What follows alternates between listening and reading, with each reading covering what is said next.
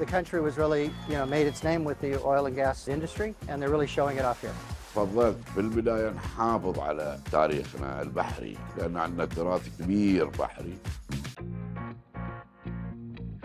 Hello and welcome to Qatar 365 with me, Laila Humaira. On this episode, we dive into how water is a central part of Qatari life, whether it's luxury living by the sea or the country's rich maritime heritage that's been steering its strong and steady growth. But first, Adel Halim makes a splash at the newest and largest water park in Qatar with a slick twist. Plenty of high-speed twists, turns, and of course, splashes are on offer at Meryal Waterpark. But this isn't just any old water wonderland. The park pays homage to Qatar's history of oil and gas discovery while illustrating its love for the sea. Meryal was conceived by the government as an opportunity to really show off the oil and gas industry. And what they've done here is developed a park that really is influenced by that theme. I've been involved with a lot of parks, a lot of water parks, a lot of theme parks. This is one of the most intensely themed parks that I've ever seen or been involved with. It's an amazing park.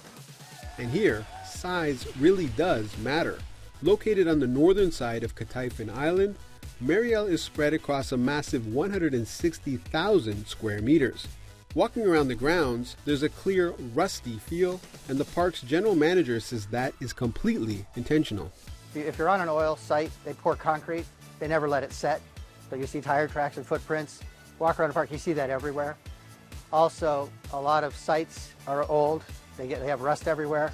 They've added rust to all these brand new towers here. So from a guy who's run a lot of old parks where you're trying to get rid of the rust, here I see it everywhere, but it really helps with the theming. From Oily the mascot to the names on the rides, oil and gas is a central theme running throughout the theme park. There are 69 attractions in total, but none bigger than the iconic Rig 1938, named after Qatar's first oil rig. There are 53 slides spread across 6 acres here at the Meryal Water Park. One of the major highlights is this 85-meter-high water slide, billed as the tallest in the world. We call it Rig 1938. That is the year where oil, petrol, has been discovered in Qatar. So it is like a learning history for people who don't know Qatar. Come for some fun in the water, leave with a history lesson. Every square meter has been cleverly designed to embody the foundation of Qatar's economic growth. While exiting the water park, you exit through here. So we have everything with our logo, Meryal Water Park. Meryal's guest experience manager says one of the park's many unique features is the payment method. We have what is called a cashless system. So basically it is a wristband that we provide to the guests. Inside they loaded with money, and inside they can use it since the whole water park is cashless. We've got smaller kids, bigger kids, the big adult slides the kids can go on, obviously a giant wave pool, and the most expensive water slide in the world is that turning, that's Slideville. Really? That one? That costs about $10 million now if you want to buy one, US. So it's quite the attraction. He's referring to Rapid Refinery, the Middle East's first ever hybrid ride, described as part water slide, part Ferris wheel raft adventure, where slides rotate instead of remaining fixed. Bill Lentz believes once the park cements itself as a family-friendly entertainment destination, it will not only be an anchor to draw people to Qatari Island, but also make a big splash for the country's tourism industry. This park is a destination all by itself. It's going to be a reason a lot of families that will travel through Doha as they travel to other places in the world. It's going to give those families a reason to stop, spend a day or two here, and experience this park. And that's going to help, I believe, the whole country, from a tourism standpoint. It's really going to make a big difference. Whale sharks, dugongs, mangroves, and corals, just some of the flourishing flora and fauna being preserved by marine conservation in Qatar. Spearheading that mission is Jassim Lari, who leads the Department of Marine Wildlife at the Ministry of Environment and Climate Change. And I caught up with him here at the National Museum of Qatar to find out how his passion for nature turned into a lifelong professional pursuit.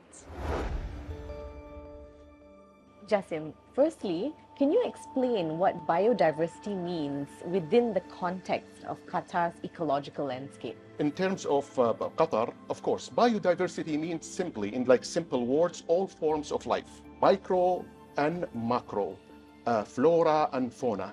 We have certain species that can build a structure, physical structure. We call it a natural habitat or an ecosystem, and also the associated biota in combating climate change. Now, as you mentioned, Qatar has a number of marine species that are pretty abundant in its waters, with the government efforting many initiatives to preserve these animals.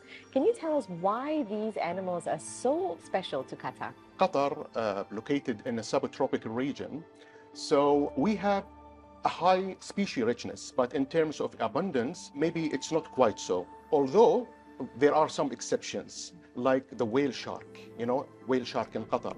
Whale sharks, they aggregate in the northeast, and their number can reach up to 600, which is the largest aggregation in the world.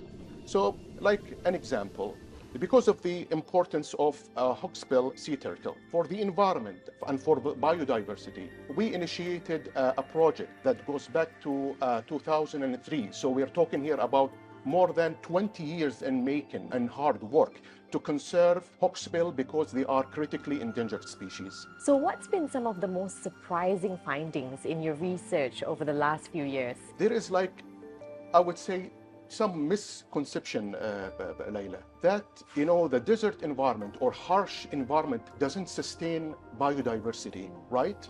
It's true, maybe it won't be as, in terms of abundance, similar to tropical, for example, right?